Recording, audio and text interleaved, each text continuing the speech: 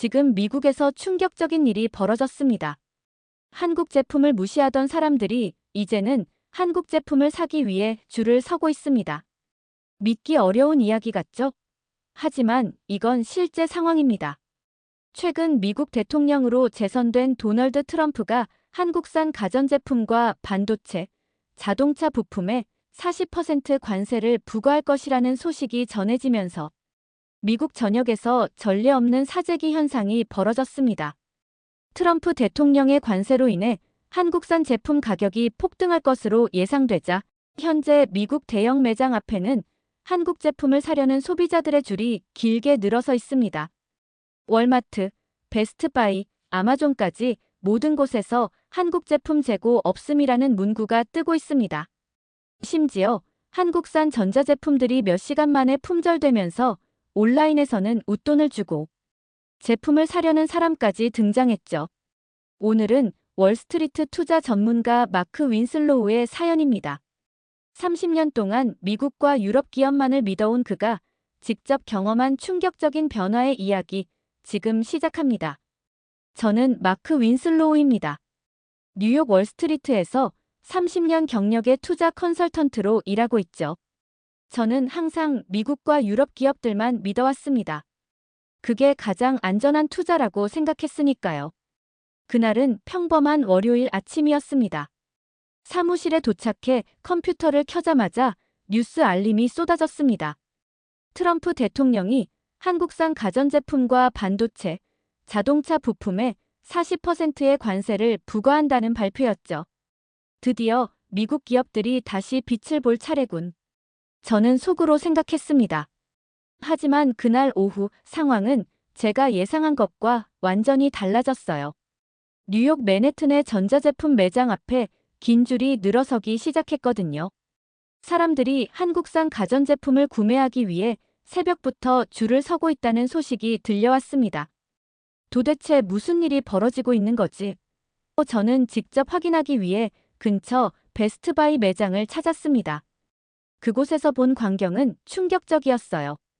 사람들이 삼성과 LG 제품을 카트에 가득 싣고 있었고 매장 직원들은 한국 제품은 모두 품절되었습니다라는 안내문을 붙이고 있었죠. 이건 말도 안 돼. 관세를 올린다고 했는데 오히려 더 잘 팔린다고. 혼란스러웠습니다. 그때 휴대폰으로 걸려온 동료의 전화. 마크, 큰일 났어. 실리콘밸리 전체가 난리야. 모든 IT 기업들이 한국산 반도체 확보에 혈안이 되어 있어. 믿기지 않았습니다. 아마존에서는 이미 한국 제품들이 모두 품절되었고 월마트도 마찬가지였어요. 관세 발표 이후 오히려 한국 제품들이 더 귀해진 아이러니한 상황이 벌어진 거죠. 사무실로 돌아와 모니터를 보니 주식 시장도 요동치고 있었습니다. 삼성전자, LG전자, SK하이닉스 등 한국 기업들의 주가가 급등하고 있었어요. 이건 말도 안 되는 상황이야. 분명 일시적인 현상일 뿐이야. 저는 계속 그렇게 믿고 싶었습니다. 그날 저녁, 저는 집에서 뉴스를 보며 충격적인 장면들을 목격했어요. 미국 전역에서 한국 제품을 사재기하는 소비자들로 혼란이 가중되고 있었고, 일부 매장에서는 한국 제품을 구매하기 위한 추첨제까지 도입했다는 소식이 들려왔습니다. 30년 경력의 투자 전문가로서 저는 이해할 수 없는 상황에 직면했어요. 도대체 무슨 일이 벌어지고 있는 거지? 다음 날 아침, 제 사무실에는 여러 고객들의 전화가 쏟아지기 시작했습니다. 다들 한국 기업 주식에 투자해야 하냐고 물었죠. 냉정하게 생각하세요. 이건 다 일시적인 현상입니다. 저는 그렇게 대답했어요. 30년 동안 제가 믿어온 투자 원칙은 단순했습니다. 오래된 전통이 최고의 가치라는 것. 미국과 유럽의 기업들만이 진정한 가치가 있다고 생각했어요. 투자 회의에서도 저는 단호했습니다. 한국 기업들은 기술력은 있을지 몰라도 브랜드 가치가 부족해요. 결국 미국과 유럽 기업들이 시장을 지배할 겁니다. 회의실의 젊은 애널리스트들은 의아한 표정을 지었어요. 하지만 마크, 데이터가 그렇게 말하지 않는데요? 저는 그들의 말을 무시했습니다. 이런 광풍은 곧 지나갈 거라 확신했으니까요. 사무실로 돌아오는 길에 커피숍에 들렀는데 그곳에서도 사람들이 한국 제품에 대해 이야기하고 있었어요. 삼성 갤럭시는 이미 품절됐대. 앞으로 가격이 2배는 뛸 거야. 그 말을 듣자 짜증이 났습니다. 이런 소비자들의, 아니, 전 미국인들의 생각을 이해할 수 없었어요. 사무실에 돌아와 주식 시장을 다시 확인했습니다. 한국 기업들의 주가는 계속 상승 중이었고 미국 기업들은 하락하고 있었어요. 제 투자 포트폴리오도 빨간색으로 물들기 시작했습니다. 이건 말도 안 돼. 분명히 곧 상황이 역전될 거야. 하지만 내심 불안했어요. 그때 사무실 문을 노크하는 소리가 들렸습니다. 문을 열자 처음 보는 동양인 남성이 서 있었어요. 안녕하세요, 마크 윈슬로우 씨. 저는 브라이언 리입니다. 실리콘밸리에서 왔어요. 그는 자신을 소개했습니다. 브라이언은 실리콘밸리의 IT 창업가였고 월스트리트 저널의 인터뷰에서 제가 한국 기업들에 대해 비판적인 발언을 한 것을 보고 찾아왔다고 했죠. 한국을 무시하면 큰 돈을 잃게 될 겁니다. 마크 씨. 브라이언의 말에 저는 코웃음을 쳤어요. 젊은 친구, 난 30년 동안 시장을 봐왔어. 이런 광풍은 항상 있었고 결국 미국 기업들이 승리했지. 하지만 브라이언은 물러서지 않았습니다. 제가 몇 가지 데이터를 보여드려도 될까요? 브라이언은 태블릿을 꺼내 최근 5년간 글로벌 시장에서 한국 기업들의 성장세를 보여주었어요.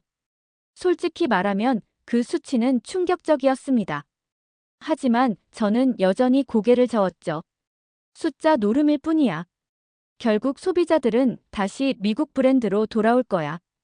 그날 저녁 집에 돌아와 TV를 켰는데 CNN에서는 미국인들 왜 한국 제품에 열광하는가? 라는 특집 프로그램을 방송하고 있었어요. 그걸 보는데 갑자기 가슴이 답답해졌습니다. 내가 뭔가를 놓치고 있는 걸까? 다음 날 아침, 저는 평소보다 일찍 사무실에 도착했습니다. 머릿속이 복잡했거든요. 창문 너머로 뉴욕의 고층 빌딩들이 보였는데 문득 이 빌딩들도 언젠가는 시대에 뒤처질 수 있겠다는 생각이 들었어요. 그 순간 전화벨이 울렸습니다. 브라이언 리였습니다. 마크 씨, 오늘 점심시간에 만나서 이야기 좀 할 수 있을까요?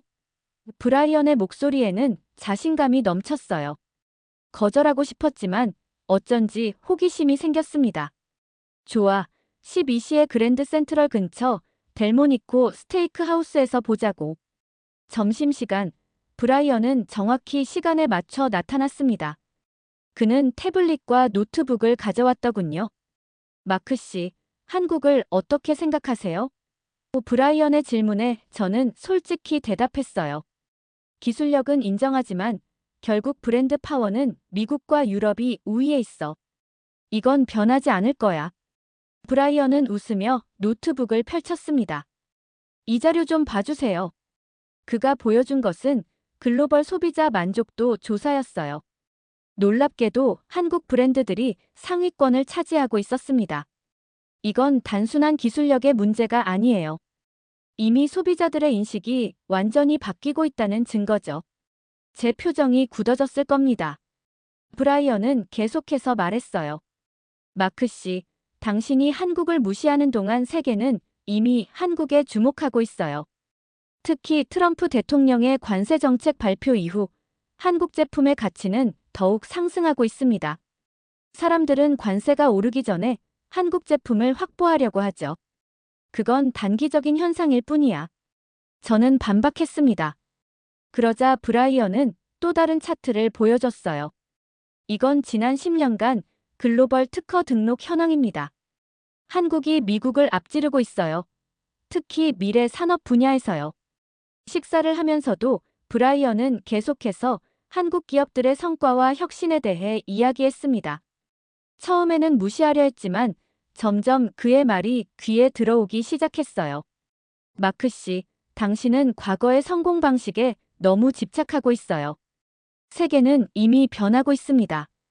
식사를 마치고 나올 때 브라이언이 말했습니다. 다음 주에 다보스 포럼이 열리는데 저도 참석할 예정이에요. 마크 씨도 갈 거죠? 저는 고개를 끄덕였습니다. 매년 참석하는 행사였으니까요. 거기서 제가 한국의 미래에 대해 발표할 예정이에요. 꼭 들어보세요. 사무실로 돌아오는 길에 갑자기 도로 위에서 소란이 일어났습니다. 사람들이 모여들어 뭔가를 구경하고 있었어요. 가까이 가보니 한국 자동차 회사의 신형 전기차가 전시되어 있었습니다. 놀랍게도 그 주변에는 수십 명의 미국인들이 모여 감탄하고 있었어요. 저 차 정말 멋지다. 테슬라보다 더 좋아 보여. 이런 말들이 들려왔습니다. 그 순간 제 마음속에 작은 의심이 생겼어요. 정말 내가 틀린 걸까? 그 생각을 떨쳐내려 했지만 눈앞에서 벌어지는 현실을 무시할 수 없었습니다. 브라이언의 말이 자꾸 머릿속에서 맴돌았어요. 한국이 이미 세계 경제를 뒤흔들고 있어요. 당신만 모르고 있는 겁니다. 일주일 후, 저는 스위스 다보스에 도착했습니다. 세계 경제 포럼은 항상 저에게 활력을 주는 행사였어요. 미국과 유럽의 경제 리더들이 모여 세계 경제의 미래에 대해 논의하는 자리니까요. 올해도 여느 때와 같이 자신감에 차서 행사장에 들어섰습니다. 하지만 뭔가 분위기가 달랐어요. 어딜 가든 한국이라는 단어가 들렸거든요. 첫날 오후, 제가 참석한 세션의 제목은 글로벌 경제 지형의 변화였습니다. 저는 앞자리에 앉아 메모를 준비했어요. 그런데 발표자 명단을 보니 브라이언 리의 이름이 있었습니다. 그가 여기서도 한국을 홍보하겠군. 저는 속으로 생각했죠. 브라이언이 단상에 올랐을 때 저는 그의 발표가 별것 없을 거라 예상했어요. 하지만 그가 보여준 첫 번째 슬라이드에서 충격을 받았습니다. 미국과 유럽의 기술 의존도 한국 없이는 불가능한 미래라는 제목이었거든요. 그리고 이어진 데이터들은 더 충격적이었습니다. 현재 미국 기업들이 사용하는 핵심 반도체의 70%가 한국에서 생산됩니다. 트럼프 대통령의 관세 정책은 오히려 미국 기업들의 생산 비용을 증가시키고 있어요. 브라이언의 말에 청중들이 술렁이기 시작했습니다. 그는 계속해서 한국 기업들의 기술 혁신 사례들을 보여주었어요. 특히 인상적이었던 것은 한국의 배터리 기술에 관한 부분이었습니다. 미국과 유럽이 전기차 시장을 주도하려 해도 결국 배터리는 한국에 의존할 수밖에 없습니다. 이미 테슬라, GM, 폭스바겐 모두 한국 배터리를 사용하고 있으니까요. 그때 갑자기 독일의 한 투자자가 자리에서 일어났습니다. 그렇다면 우리는 한국과 어떻게 경쟁해야 할까요? 브라이언은 미소를 지으며 대답했어요. 경쟁이 아니라 협력해야 합니다. 이미 세계는 한국의 기술 없이는 작동하지 않아요. 제 옆에 앉은 프랑스 투자자가 속삭였습니다. 당신은 어떻게 생각해요? 정말 세계가 한국에 의존하고 있을까요? 저는 대답할 말을 찾지 못했어요. 데이터는 명확했으니까요. 브라이언의 발표가 끝나고 토론 시간이 되었습니다. 저는 손을 들어 질문했어요. 브랜드 가치는 어떻습니까? 소비자들이 정말 미국과 유럽 브랜드 대신 한국 브랜드를 선호한다고 믿으시나요? 이건 제가 마지막으로 붙잡고 싶은 희망이었죠. 브라이언은 차분하게 대답했습니다. 최근 글로벌 브랜드 가치 평가에서 삼성은 애플에 이어 2위, 현대는 자동차 브랜드 중 3위, LG는 가전 분야에서 1위를 차지했습니다. 이것은 더 이상 브랜드 가치 부족이라고 말할 수 없는 증거입니다. 회의장은 완전히 조용해졌어요. 그때 독일의 BMW 임원이 자리에서 일어났습니다. 우리는 이미 한국과의 협력을 대폭 확대하기로 결정했습니다. 미래는 함께 만들어가야 할 것 같군요. 그 말에 여러 유럽 기업 대표들이 동의의 뜻을 표했어요. 세션이 끝나고 나오면서 저는 어지러움을 느꼈습니다. 30년 동안 믿어온 제 신념이 하루 만에 무너지는 것 같았거든요. 마크, 괜찮으세요? 브라이언이 다가와 물었습니다. 저는 그저 고개를 끄덕일 뿐이었어요. 다보스 포럼이 끝나고 뉴욕으로 돌아오는 비행기 안에서 저는 계속해서 브라이언의 발표 내용을 곱씹었습니다. 제 노트북을 열어 직접 데이터를 찾아보기 시작했어요. 브라이언이 말한 것은 과장이 아니었습니다. 한국 기업들의 성장세는 실제로 놀라웠고 미국과 유럽 기업들은 이미 많은 부분을 한국 기술에 의존하고 있었어요. 뉴욕에 도착하자마자 저는 회사로 직행했습니다. 주말임에도 사무실에는 여러 동료들이 긴급 회의를 하고 있었어요. 마크, 다행이다. 지금 큰일이 벌어지고 있어. 제 파트너인 데이비드가 소리쳤습니다. 무슨 일이야? 저는 물었습니다. 데이비드는 컴퓨터 화면을 가리켰어요. 실리콘밸리 전체가 난리야. 모든 IT 기업들이 한국산 반도체와 부품을 확보하기 위해 비상대책 회의를 열고 있어. 구글, 애플, 마이크로소프트, 테슬라까지 모두가 한국 기업들에 연락하고 있어. 저는 믿기지 않았습니다. 화면에는 실리콘밸리 외곽에 있는 삼성 반도체 창고 앞에 여러 기업들의 트럭이 줄지어 서 있는 사진이 있었어요. 이건 마치 석유 위기 때 주유소 앞에 차들이 줄 선 것 같은데. 저도 모르게 말이 나왔습니다. 그게 다가 아니야. 데이비드는 다른 화면을 보여주었어요. 뉴욕 증시에서 한국 기업들의 주가가 사상 최고치를 기록하고 있었습니다. 이것 봐. 삼성전자는 일주일 만에 30% 상승했어. SK하이닉스는 40%, LG전자는 35%. 우리 고객들이 계속 전화하고 있어. 모두 한국 주식을 사고 싶어 해. 그 순간 제 휴대폰이 울렸습니다. 브라이언이었어요. 마크, 뉴스 보고 있나요? 말했잖아요. 한국 없이는 미국도 돌아가지 않는다고. 그의 목소리에서 내가 맞았지라는 뉘앙스가 느껴졌습니다. 브라이언, 이건 정말 상상도 못했어. 제가 말했어요. 브라이언은 웃으며 대답했습니다. 이제 겨우 시작이에요. 내일 샌프란시스코로 와보세요. 직접 현장을 보여드릴게요. 다음 날, 저는 브라이언의 제안에 따라 샌프란시스코행 비행기에 올랐습니다. 도착하자 브라이언이 공항에서 저를 맞이했어요. 먼저 애플 본사부터 가봅시다. 그가 제안했습니다. 쿠퍼티노에 도착하자 놀라운 광경이 펼쳐졌어요. 애플 본사 주차장에는 수십 대의 한국 기업 로고가 새겨진 트럭들이 줄지어 서 있었습니다. 저게 다 뭐야? 제가 물었어요. 브라이언이 설명했습니다. 애플이 급하게 한국 부품을 공수하고 있어요. 트럼프의 관세 발표 이후 모든 IT 기업들이 재고를 비축하려고 해요. 이어서 우리는 페이스북, 구글, 인텔 본사도 방문했습니다. 상황은 모두 비슷했어요. 모든 회사들이 한국산 부품과 기술을 확보하기 위해 비상체제에 들어간 듯 했습니다. 구글의 한 엔지니어는 이렇게 말하더군요. 한국 반도체가 없으면 우리 데이터 센터는 한 달도 버티지 못해요. 저녁이 되자 브라이언은 저를 실리콘밸리의 한 고급 레스토랑으로 데려갔습니다. 그곳에는 여러 IT 기업의 CEO들이 모여 있었어요. 놀랍게도 그들은 모두 한국 기업 대표들과 식사를 하고 있었습니다. 무슨 일이 벌어지고 있는 거야? 저는 브라이언에게 물었어요. 협력 계약이에요.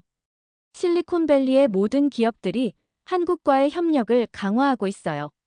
트럼프의 관세는 오히려 양국 기업들의 관계를 더 긴밀하게 만들었죠.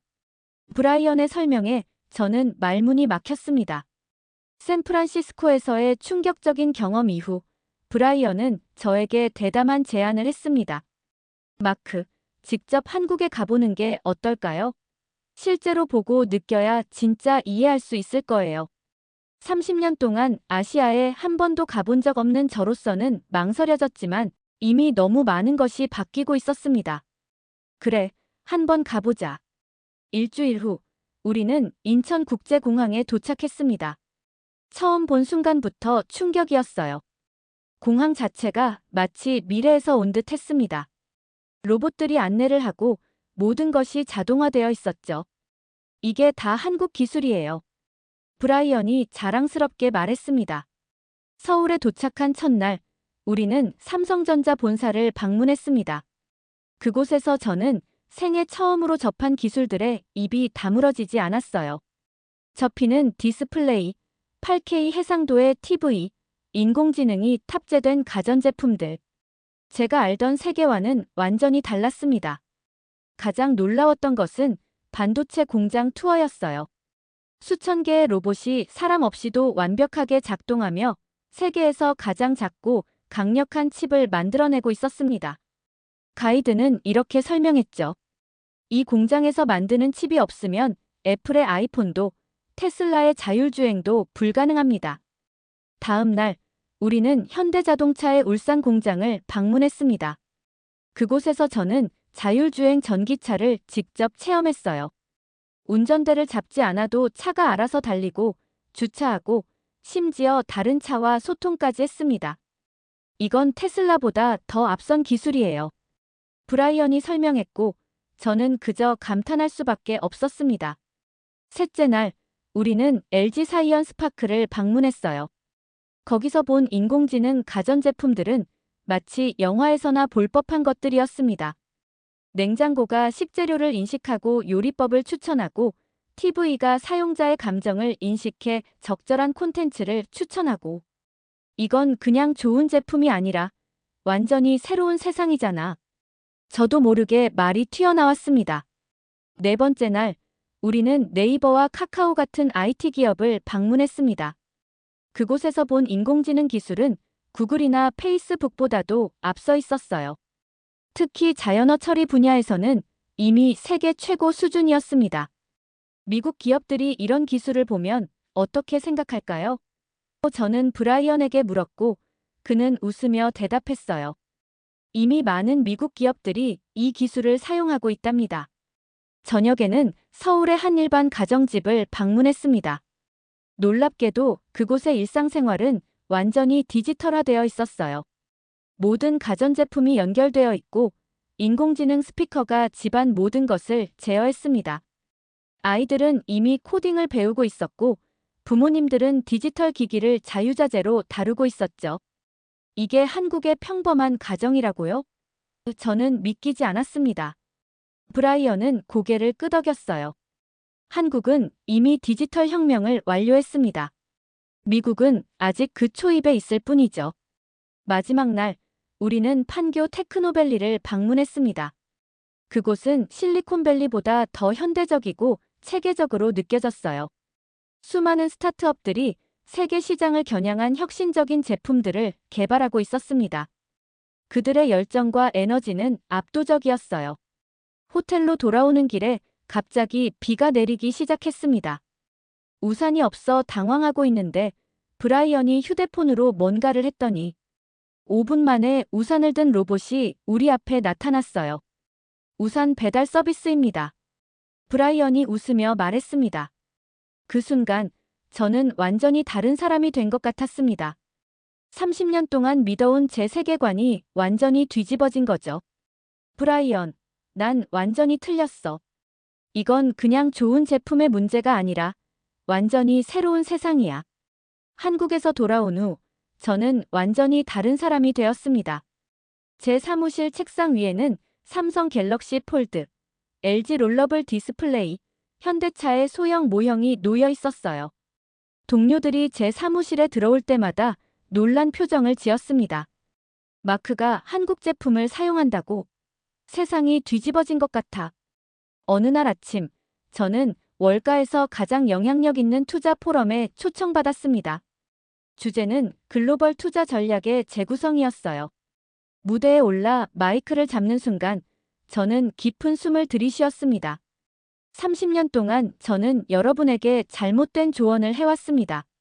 오늘 저는 제 실수를 인정하고 새로운 투자 방향을 제시하고자 합니다. 청중들은 술렁이기 시작했어요. 저는 한국에서 경험한 모든 것을 솔직하게 이야기했습니다. 삼성에 접히는 디스플레이, 현대의 자율주행 기술, LG의 인공지능 가전제품, 네이버와 카카오의 소프트웨어 혁신까지. 한국은 더 이상 모방하는 나라가 아닙니다. 오히려 우리가 배워야 할 나라가 되었습니다. 저는 스크린에 글로벌 산업별 경쟁력 지표를 보여주었어요.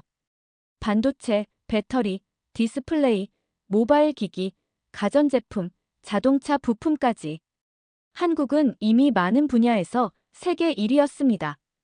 트럼프 대통령의 관세 정책은 오히려 한국 제품의 가치를 더 높이는 결과를 가져왔습니다.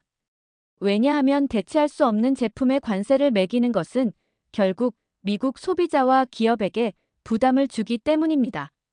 발표가 끝난 후 여러 투자자들이 저에게 몰려들었습니다. 어떤 한국 기업에 투자해야 할까요? 한국 ETF는 어떤가요? 한국 기업과 협력하려면 어떻게 해야 할까요? 질문이 쏟아졌어요. 저는 그들에게 최대한 자세히 설명해 주었습니다. 한국을 무시하는 순간 우리는 도태될 것입니다. 그날 오후 제 사무실로 뉴욕타임스 기자가 찾아왔습니다. 윈슬로우 씨, 월가의 한국 전도사라는 별명이 생겼더군요. 어떤 기분이신가요? 저는 웃으며 대답했어요. 30년 만에 처음으로 제가 정말 가치 있는 조언을 하고 있다는 기분입니다. 다음 주 놀라운 일이 벌어졌습니다. 실리콘밸리의 주요 IT 기업 CEO들이 한국을 방문하기 시작했어요. 먼저 구글의 CEO가 삼성전자와 전략적 파트너십을 체결했습니다. 이어서 애플, 마이크로소프트, 아마존, 테슬라의 CEO들도 한국을 찾았죠. CNN에서는 실리콘밸리가 한국으로 이사가나? 라는 특집 프로그램을 방송했어요. 더 놀라운 것은 월가의 변화였습니다. 모건 스탠리, 골드만삭스, JP모건 같은 대형 투자은행들이 앞다투어 한국 관련 투자 상품을 내놓기 시작했어요. 한국 주식형 ETF의 자금은 한 달 만에 3배로 늘어났고 한국에 직접 투자하려는 미국 기업들의 행렬이 이어졌습니다.